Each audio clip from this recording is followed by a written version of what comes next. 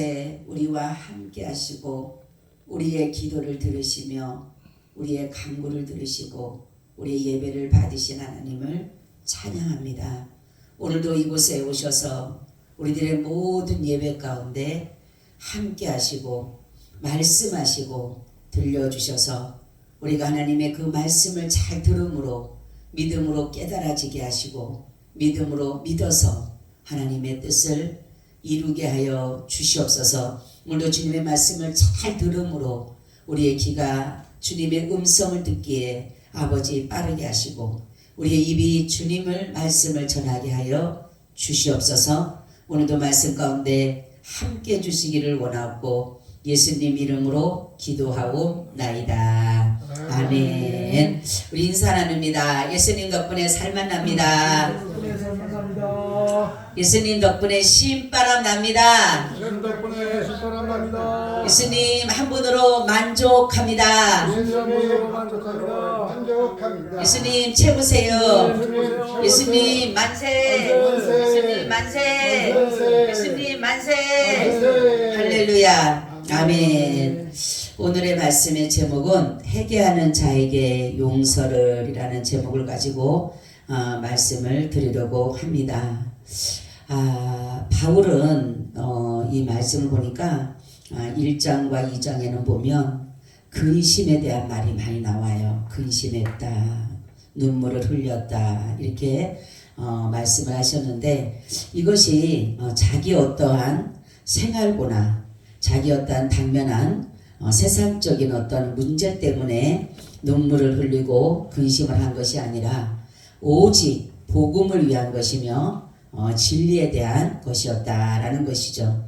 그래서 진리를 벗어나서 거짓된 사람들의 말에 동조하여서 하나님의 말씀을 업신여기는 자들의 그 말씀이 뭐냐면 우리가 고린도 전서를 보게 되면 5장 1절에 보면 음행에 대한 얘기가 나옵니다. 그래서 이 음행에 대한 얘기를 하면서 이 음행이 어떠한 것으로 되어 있냐면 아버지 아내를 취하고도 아무런 가책을 느끼지 않고 도리어 옹호하고 사랑이라는 그 희한한 말들을 하면서 하나님의 사랑을 도리어 더럽히가 된 것에 대해서 바울이 책망하고 있었다라는 것이에요. 그러면서 그들을 내어 쫓으라.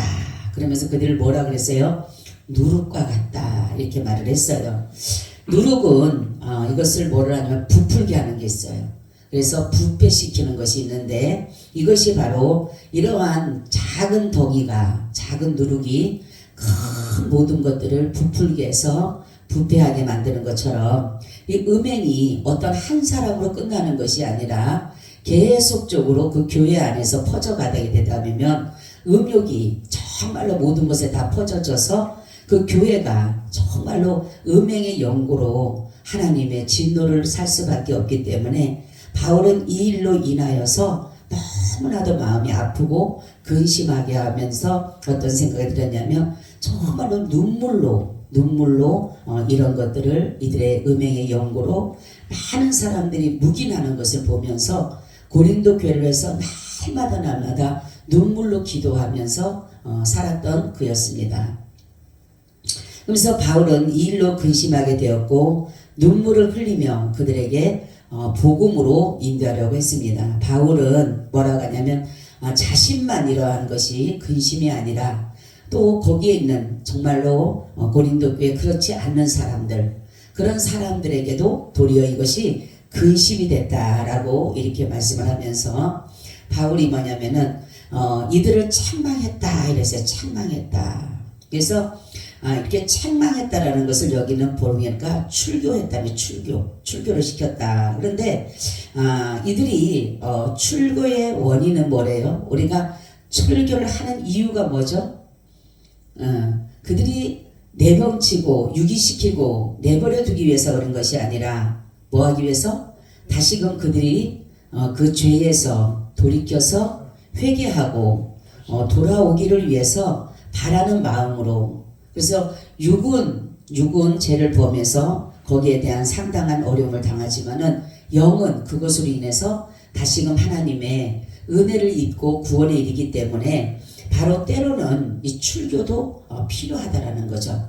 그냥 그들의 죄를 묵인하고 그들의 죄를 그냥 덮어주고 그렇다라고 본다라면 그들은 거기에 대해서 회개할 마음도 없거니와 자기들의 잘못된 것도 알지를 못한다라는 거죠. 그래서 때로는 우리가 악인들 가운데서도 하나님이 그들에게 죄를 물어야 되는 거예요. 그래야지만 그들도 회개할 기회가 있고 하나님의 은혜를 누릴 수 있는 그러한 것이 되지, 만약에 악인들에게 정말로 어떤 것에 회개할 기회가 없이 그들에게 죄를 묻지를 않고 그대로 악이 성행하게 놔두다 보게 되면 결국은 멸망의 길을 갈 수밖에 없어요. 그래서 바울은 이 출교를 하면서 바로 이들이 그 죄에서 돌이켜서 다시금 진리 가운데 살아가는 것을 원하였다, 이렇게 말을 하고 있어요. 그리고 바울의 권고로 인해서 이들이 회개를 했습니다. 회개를 했기 때문에, 그런데 이들 가운데 이들이 이제 회개를 하고 돌이켰어요. 돌아왔는데도 불구하고 이들을 용서하지 않고 그들을 계속적으로 정죄하고 비판하다가 보니까 바울이 말하는 것이, 너희가 용서하라. 저들이 회개하고 돌아오게 되면 너희들은 다시금 용서하라. 그러면서 그리스도가 우리를 용서한 것 같이, 여러분 주기도문에서 보면 또 있잖아요. 우리가 우리에게 죄 지은 자를 용서한 같이 우리의 죄를 용서하시고 우리를 시험에 들게 하지 마옵시고 다만 악에서 구하옵소서라는 이런 것처럼, 우리가 주님이 우리가 먼저 우리에게 죄 지은 자를 용서해 줘야 되는 것을 용서해 줘야 되는 거예요. 그래서 예수님의 용서는 완전한 용서예요. 그래서 베드로가 예수님에게 용서에 대한 얘기를 합니다. 그 당시에 랍비들은 몇 번까지 용서해 주라 그래요? 3번까지 용서해 주라고 가르쳤어요, 랍비들이. 그런데 그러니까 여기서 베드로가 7번이라고 하면 대단한 겁니다. 랍비들이 그 당시에 3번까지는 너희가 용서를 해줘라, 그렇게 얘기를 했는데, 이 베드로는 예수님에게 7번까지 형제가 죄를 범하게 되면 7번까지 하오리까라고 이렇게 얘기했어요. 어떻게 보면 베드로는 굉장한 마음의 넓은 마음을 가지고 예수님에게 이렇게 말씀을 했을 때 어떻게 보면 예수님 앞에 칭찬받을 줄 알았죠. 그래, 맞아. 너 시몬아 진짜 복이 있다. 너는 어떻게 네가 그렇게 많은 랍비들도 그렇지도 않은데 너는 어떻게 그래, 너 참 내 제자가 맞구나, 이럴 줄 알았는데 예수님께서 말씀하기를 뭐라고 합니까? 70번씩 7번이라도 용서해 주라, 이렇게 말씀하고 있어요. 자, 그래서 어찌 보면은 우리도 주님의 이 용서가 있기 때문에 지금 저와 여러분이 살아서 이곳에 온 곳이에요. 여러분, 우리가 만약에 주님의 용서가 없다라면 우리는 수천 번 죽어도 할 말이 없어요. 그렇죠? 하나님 앞에 진짜 우리가 죄를 보면서 우리가 감옥을 간다라면 수천 번 감옥에 갇혀도 우리는 할 말이 없다라는 거죠. 그런데도 우리가 이렇게 수십 번 죽어도 수십 번 감옥에 가도 우리가 정말로 이렇게 살아갈 수 있는 길은 하나님의 긍휼하심의 은혜와 용서가 있기 때문에, 여러분 우리를 보세요. 여러분 아침부터 지금까지 보면 얼마나 우리는 죄 가운데 늘 살아가고 있어요. 그래서 하나님 당장이라도 우리를 죽이고 싶으실 거예요. 그렇죠? 하나님을 떠나고 하나님을 찬양하고, 어떤 입에 한 소리는 하나님 입을 찬양하기도 하고 한 입으로는 저주도 하게 되고, 그러는 우리를 하나님이 그래도 여기까지 끌고 오신 이유는 뭐예요? 하나님의 끊임없는 용서가 있기 때문에. 가장 큰 용서가 뭐였어요? 예수님이 십자가에 끌려갈 때에 자신을 죽이려고 할 때에 수많은 사람들이 침을 뱉고 네가 그리스도냐 그렇게 희롱하고 모욕하고 했을 때도 뭐라고 합니까? 기도하잖아요. 저들이 자기의 죄를 알지 못하오니 용서해달라고. 자기의 죄를 알지 못하니 용서해달라고. 어떻게 보면 지금도 우리가 죄를 짓고 있지만은 하나님 앞에 예수 그리스도의 중보가 늘 있을 거예요. 저들이 알지 못하오니 용서해달라고. 하나님 저들을 용서해달라고 늘 우리에게 용서를 구하기 때문에 저와 여러분이 지금도 살아있지 않을까라는 생각을 해봤어요. 근데 우리는 뭡니까? 나한테 잘못한 사람은 어떻게든 간에 그 사람한테 갚아주려고만 하잖아요. 용서하지를 못하고. 우리가 주님 앞에 받은 용서, 그래서 뭡니까? 100달란트하고 뭐라 그래요? 응? 100데나리온하고 100달란트를 얘기를 하잖아요. 그죠? 어마어마한 차이잖아요. 어마어마한 차이에 우리가 예수님으로부터 우리가 죄에서 용서받은 것은, 탕감받은 것은 이거는 갚을 수가 없는 길이에요. 갚을 수가 없는. 그러면은 우리 만약에 상대방에서 나에게 뭔가를 잘못해서 용서를 빌릴 때면은 그 사람은 충분히 갚을 수 있는 거기 때문에 나에게 용서하기 때문에 용서를 해줘야 되는 거다라는 거죠. 근데 우리는 용서를 받았음에도 불구하고 우리는 용서하지 못한다라는 게 이것이 문제라는 거죠.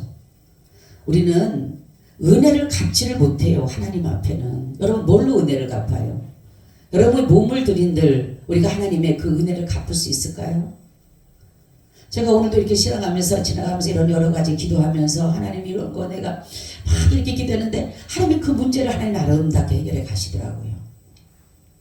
그래서 참 하나님 앞에 우리는 늘 이렇게 기도하면서 내 죄를 고백하면서 하나님 나는 이런 마음이 아니었는데 혹시라도 이런 마음 때문에 이러진 않을까요? 라고 하나님 나를 용서해 달라고 혹시라도 내가 그런 마음이 있었더라면 용서해 달라고 하나님 앞에 기도하고 기도했더니 하나님께서는 좋게 허락하셨어요. 우린 그런 거예요. 바울은 죄인들을 향한 경고는 돌아오라고 그것은 위험하다고 알리는 경종인데 죄를 범한 사람들은 경고를 무시하고 위험한 일은 결국은 도저히 헤어날 수 없는 수렁에 빠지게 되는 것이에요. 예수님은 계속적으로 우리에게 죄에서 돌이키라고 하고 있어요. 돌이키라고. 그래서 책망, 때로는 책망을 하시잖아요. 하나님이. 그죠? 우리는 책망을 받기를 두려워하지 않아야 돼요. 하나님이 때로는 권면을 합니다. 우리한테. 때로는 훈계도 해요. 때로는 경고도 해요. 때로는 징계도 해요. 이것이 하나님이 우리를 사랑하는 훈육이에요. 훈육. 사람들은 그 자체를 싫어하잖아. 하나님의 책망도 하나님의 권면도 하나님의 훈육도 하나님의 경고도 싫어요. 내가 하고 싶은 대로 냅두면 좋은데 왜 하나님은 자꾸만 나한테 잔소리를 하느냐고. 왜 하지 말라 그러고 하지 말라 그러고 매일마다 난 하고 싶은데 왜 못하게 하느냐고. 도리어 그냥 사람들은 그거를 듣기 싫으니까 길을 막아버리는 거예요. 우리가 징계는 다 받는데 징계가 없으면 뭐라 그래요? 사생자다. 사생자가 뭐예요? 사생자가? 네? 네? 그러니까 부부인데 부부는 부부, 그러니까 부부가 아닌 거예요. 말하자면 법적으로 부부가 아닌, 네? 법적으로 아직까지 부부가 아닌 사람들에게 태어난 자식이 누구예요? 사생자입니다. 법적으로 부부가 아닌데 태어난 자식을 가지고 그래서 혼의 자식이다 이런 말들도 많이 하죠. 바로 하나님께서는 우리가 사생자가 아니기 때문에 하나님께서 우리를 부부로 예수 그리스도의 부부로 인해서 하나님이 우리 아버지로서 우리를 태어나게 하신 양자이기 때문에 우리는 사생자가 아니라는 거예요. 사생자가. 그렇죠? 우리가 영적인 법적으로 우리는 하나님의 자녀가 된 거예요. 그렇기 때문에 우리는 사생자가 아니에요. 우리는 하나님의 자녀이기 때문에 법적으로 이미나 하나님의 호적에다가 생명책에다가 뭐 했어요? 올려놓으신 거예요. 그러니까 법적으로 하나님의 뭐예요? 자녀가 된 거예요. 양자가 돼. 양자. 여러분 양자도 법적으로는 효능을 받습니다. 그죠? 예. 그런 것처럼 우리는 양자로 우리가 받았기 때문에 하나님을 우리가 뭐라고 불러요? 아바 아버지라고 부르잖아요. 아바 아버지라고 부르는 이유가 하나님의 양자가 됐기 때문에 우리가 그러니까 법적으로 하나님의 자녀예요. 우리는. 그러니까 우리는 사생자예요. 사생자가 아니에요. 사생자가 아닌 거예요. 우리가. 그랬기 때문에 하나님은 자신의 자녀를 때로는 호되게 하고 때로는 나쁘게도 하고 때로는 부드럽게도 하고 여러 가지 방법으로 해서 그들이 계속적으로 하나님께로 돌아오기를 하나님께 가까이 하기를 원한다는 거죠. 여러분 죄는 하나님을 멀리 떠나는 거예요. 하나님의 법을 자꾸만 벗어나는 게 죄예요. 근데 바로 하나님의 사랑에 하나님의 은혜에 들어오는 것은 자꾸만 품속으로 들어가는 거예요. 하나님의 품속으로. 품속이 뭐예요? 하나님의 뜻에 자꾸만 나를 갖다 맞추는 거예요. 그것이 바로 하나님과 자녀의 관계 속에서 이루어지는 거예요. 여러분 자녀를 말을 안 돼서 때렸어요. 뛰쳐나가는 자식은 내 자식이 아닌 거예요. 그렇죠? 그래도 나는 엄마가 좋다라고 뛰어들어오고 가슴팍에 파고드는 그 자식을 때려가면서도 다음부터는 그러지 말라 그러면서 품어버리잖아요. 품잖아요. 그렇죠? 그렇기 때문에 바울은 이렇게 교회의 음행과 여러 가지 문제들로 인해서 눈물의 편지를 쓰고 눈물의 편지를. 그래서 그 결과 놀라운 일이 일어났는데 회개 역사가 일어나는 거죠. 그래서 이들이 이제 회개하고 그런 것처럼 예수님이 너희를 용서한 같이, 그래서 중심으로 형제를 용서하지 않으면 너희 천부께서도 너희를 용서하지 않겠다 이렇게 말씀하고 있어요. 용서의 의미는 예수 그리스도의 사랑과 간용에 있다라는 거죠. 그래서 예수 그리스도의 은혜가 죄인을 용서하심이라는 거죠. 용서하십니다. 그러므로 누구든지 회개하고 돌아온 자들을 하나님은 물리치거나 정죄하지 말고 믿음 안에서 우리를 안아주신 것처럼 우리도 마찬가지로 나에게 죄를 범한 자가 있다 할지라도 그들을 용서하고, 우리도 또한 용서받을 길이 있잖아요. 그죠? 나도 그 사람은 내가 잘못했다고 하지만 나 또한 그 사람에게 잘못한 거예요. 우리는 모든 것은 상대성입니다. 한 사람만 잘못한 게 아니에요. 똑같은 사람, 문제 말하자면 싸우면 우리가 똑같기 때문에 싸우지 이러죠. 그죠? 응? 똑같기 때문에 싸운다는 말은 뭡니까? 그래서 들어보면은 다 서로가 문제가 다 있어요. 다 잘못이 있어요. 그런데 우리는 바로 뭡니까? 나는 아닌 척하고 나는 그러다 보니까 용서하지 못하는 경우가 굉장히 많은데, 바로 회개하고 돌아온 예수님 뭡니까? 그 둘째 아들을 품어주신 그 사랑 보세요. 방탕하고 다 가서 그냥 허랑방탕하게 다 그 재산을 갖다 날려버린 그 아들을 다시금 품어주고 금가락지를 끼워주고 좋은 옷을 갖다 입혀주고 금 송아지를 잡아주고 좋은 것을 해주고 내 아들이 다시 죽었다 살아왔다라고 그렇게 춤추면서 축제의 분위기를 만드시잖아요. 이게 바로 용서예요. 용서. 그래서 왜 하나님은 그러면 왜 용서를 우리에게 하라고 할까? 그게 중요한 게 사단의 계계에 넘어가지 않게 하기 위해서, 악에게 지지 않게 하기 위해서 우리를 뭡니까? 용서라고 하는 거예요. 우리가 미움을 갖거나 우리가 정말 그 사람들에게 나쁜 감정을 가지고 있게 되면 사단의 계계에 쓰일 받을 수밖에 없어요. 사단이 우리를 가지고 놀 수밖에 없어요. 사단은 분쟁을 일으키고, 사단은 분리를 일으키고, 사단은 싸움을 일으키고, 미움을 일으키고. 그런데 우리가 그렇게 하기 때문에 우리가 너희가 용서하라는 이유는 사단에게 넘어가지 말라고. 어? 사단은 우리를 늘 넘어뜨리기를, 사단은 넘어뜨리는 자예요. 넘어뜨리는 자. 사단은요 속이는 자고 사단은 넘어뜨리는 자예요. 예수님도 했잖아요. 너는 나를 넘어지게 하는 자라 이렇게. 그렇기 때문에 하나님은 여기에서 그렇게 말씀하고 있잖아요. 그런즉 너희는 차라리 저를 용서하고 위로할 것이니 저가 너무 많은 근심에 잠길까 두려워하노라. 그러므로 노력하는 사랑을 너희에게 나타내라. 이러면서 뭐라고 하냐면 11절에 그렇게 말씀하고 있죠. 10절에 보면 너희가 무슨 일이든지 네게 용서하면 나도 그리하고 내가 만일 용서한 일이 있으면 용서한 그것은 너희를 위하여 그리스도 앞에서 한 것이니 이는 우리로 사단에게 속지 않게 하려 함이라. 우리가 이 계기를 알지 못하는 바가 아니로라 이렇게 말씀하고 있어요. 사단은 우리를 늘 이러한 것들로 사람들의 마음의 감정을 더욱더 고조시켜서 그 사람들의 마음에 간대함과 용서와 배려가 없도록 그렇게 만들어버리는 게 사단이에요. 그래서 우리가 주님으로 인해서 주님의 그 은혜 아래 용서 아래 있기 위해서는 우리가 바로 주님 앞에 서서 믿음 가운데 섰을 때에 비로소 내가 용서받은 것처럼 남도 용서해야 되는 거예요. 사단은 우리를 늘 뭡니까? 미움이라는 것으로, 그래서 더 많은 악을 짓게 하고 더 많은 하나님과 분리를 시키지만은 우리 하나님은 자꾸만 우리를 돌아오라고 권면합니다. 그래서 만약에 죄를 범한 사람이 회개하고 돌아왔을 때 우리는 묻지도 따지지도 말아야 돼요.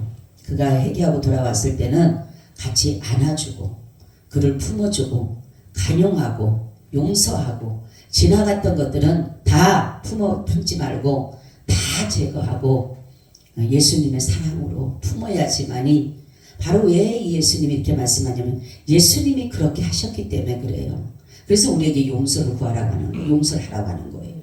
예수님이 만약 용서를 안 했다라면 우리한테 용서라는 말씀 할 수가 없잖아요. 그렇죠? 근데 예수님께서 용서라는 것을 하시기 때문에 바로 우리를 용서해 주실 수 있기 때문에 우리도 너희도 이렇게 용서해 주라는 거예요. 우리처럼 정말로 예수님을 십자가에 못 박은 우리도 이렇게 용서해 주셨는데 우리가 조금 나한테 잘못했다고 해서 용서하지 않는다라면 주님도 우리를 용서한 것을 후회하시는 거예요. 예수님은 때로는 뭐라고 합니까? 하나님은 사울을 세운 것을 내가 후회한다 이렇게 말씀하셨잖아요. 하나님도요 때로는 그러한 후회를 가지고 계시는 게 뭐냐면 인간의 그 요구를 들어줬을 때 인간의 요구를 할 수 없이 들어줬을 때에 하나님은 후회하신다는 거죠. 그죠? 사울은 인간의 요구에 들어준 거예요. 하나님은요 사울을 세우기를 원하지 않으셨어요. 하나님은요 자신이 왕으로서 이스라엘을 영원히 다스리기를 원하셨어요. 그런데 이스라엘은 하나님이 왕이 되는 걸 원하지 않고 우리는 사람이 왕이 되기를 원했어요. 결국 하나님 뭐라 합니까? 너희가 너를 버린 게 아니라 나를 버린 것이다 그랬잖아요. 그래서 결국은 정말로 사무엘이 눈물로 기도하잖아요. 그런데도 하나님께서 저들의 말을 들어주라. 결국은 뭡니까? 사울 세운 것을 사울이 그런 사람인 것을 알았잖아 하나님은. 그러니까 뭐라고 합니까? 내가 사울 세운 것을 후회한다. 후회한다.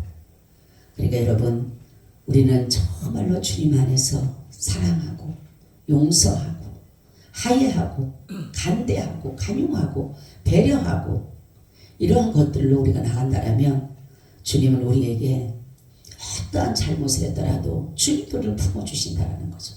나는 하지 않으면서 주님만이 해주기를 원한다면 이거는 욕심이죠. 그죠? 그렇기 때문에 우리가 먼저 주님이 우리를 사랑한 것처럼 우리도 사랑하고 주님이 우리를 용서한 것처럼 우리 용서하며 살아가시기를 축원합니다. 아멘. 주님 감사해요. 오늘도 이 말씀과 함께 하셔서 하나님의 놀라우신 뜻을 이루게 하시고 주님 우리가 때로는 용서하지 못할 때가 있지만 우리 주님 저희들 용서해 준 그 용서하심으로 우리도 용서할 수 있도록 주님 도와 주시옵소서. 예수님 이름으로 기도하오 나이다. 아멘. 아멘. 아멘. 아버지 주님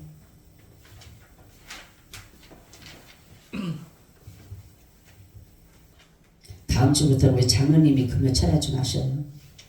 말씀 좀 증거하셔요. 네?